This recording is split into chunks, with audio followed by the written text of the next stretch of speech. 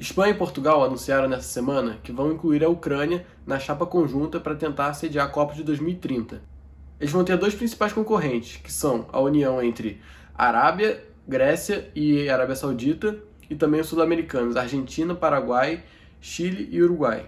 Quando se lê essa notícia, já vem dois pensamentos na cabeça. O primeiro, obviamente, a guerra que está rolando na Ucrânia contra a Rússia, e também a distância, né, que pode gerar grandes problemas logísticos durante a Copa. Falando sobre a guerra, a Ucrânia hoje tem 3 estádios com estrutura quase perfeita e quase prontos para sediar uma Copa.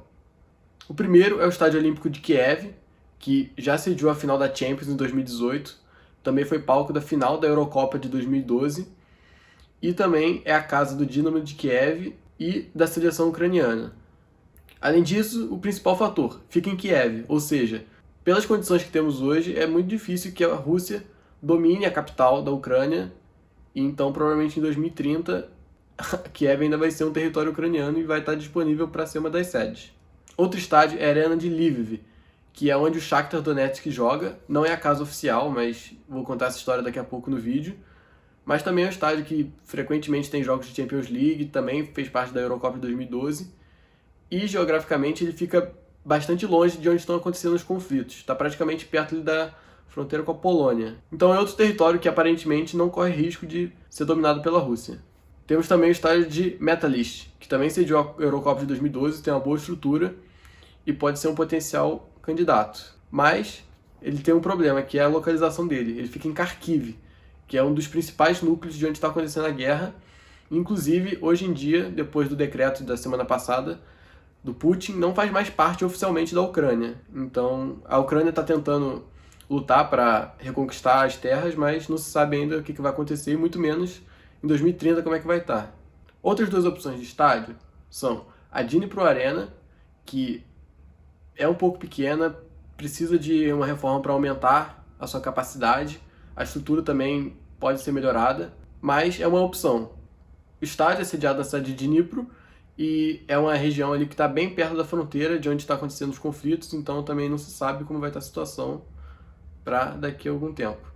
Também temos a Donbas Arena, que é originalmente, essa sim, a casa do Shakhtar. Bom, aí tem uma história um pouco complicada. Apesar de ser uma arena moderna e com estrutura muito boa, o Shakhtar não joga lá desde 2014, por causa de um problema também de guerra, quando estava ali naquela época da Crimeia, que a Rússia também dominou a Crimeia. O estádio foi bombardeado, né, como uma forma de mensagem, e desde então o Shakhtar se mudou totalmente da cidade. Não, Shakhtar, apesar de se chamar Shakhtar Donetsk, não fica mais na cidade de Donetsk, ele foi lá para Lviv, então o estádio está abandonado e precisaria de uma reforma de estrutura, também algumas adaptações, mas principalmente ele fica na cidade de Donetsk, que o Putin também anexou pelo decreto, então oficialmente também não é mais parte da Ucrânia. Resumindo, estrutura tem. O problema vai ser que em 2030 vai ser território ucraniano ou não.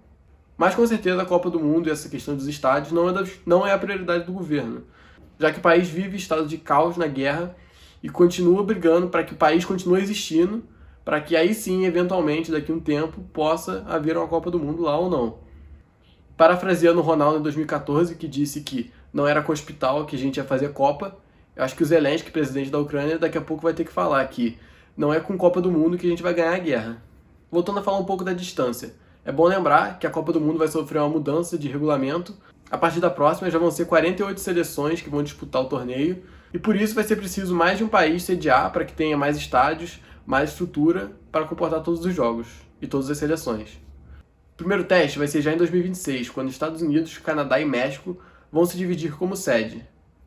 A ideia logística é separar as seleções em regiões. Já foram definidas 3 regiões para que os times que estão naquelas regiões, né, joguem por ali mesmo para evitar as grandes viagens. Mas quem fez essa separação não pensou muito bem, porque a gente vai continuar tendo alguns absurdos logísticos. Por exemplo, as cidades de Guadalajara, no México, e Vancouver, no Canadá, vão fazer parte da mesma região. Ou seja, as seleções que caírem nessa região correm o risco de ter que fazer uma viagem de 8 horas durante a Copa do Mundo, e inclusive atravessar um país inteiro, que é os Estados Unidos, que não é um país pequeno, para sair de Guadalajara para chegar até Vancouver. Essas grandes distâncias não são novidades. Por exemplo, na Copa do Brasil de 2014, tivemos como sede Porto Alegre e Manaus, ou seja, 4 horas e meia de voo se ocasionalmente alguma seleção teve que fazer essa viagem. Em comparação, a ponte aérea Lisboa e Kiev é de 5 horas, bem menos do que parece, já que eles vão ter que atravessar o continente inteiro. Mas essa é apenas a minha opinião. O que você achou dessa inclusão aí da Ucrânia como uma possível sede? Vocês concordam? Acham que é um movimento geopolítico interessante e tal? Ou vocês acham que é besteira, que vai atrapalhar ainda mais a Copa por causa da distância ou por causa da guerra que é imprevisível? Deixa aí nos comentários, quero saber a opinião de vocês. Não esquece também de se inscrever no canal, deixar o like. Quem puder indicar para um amigo vai estar ajudando bastante.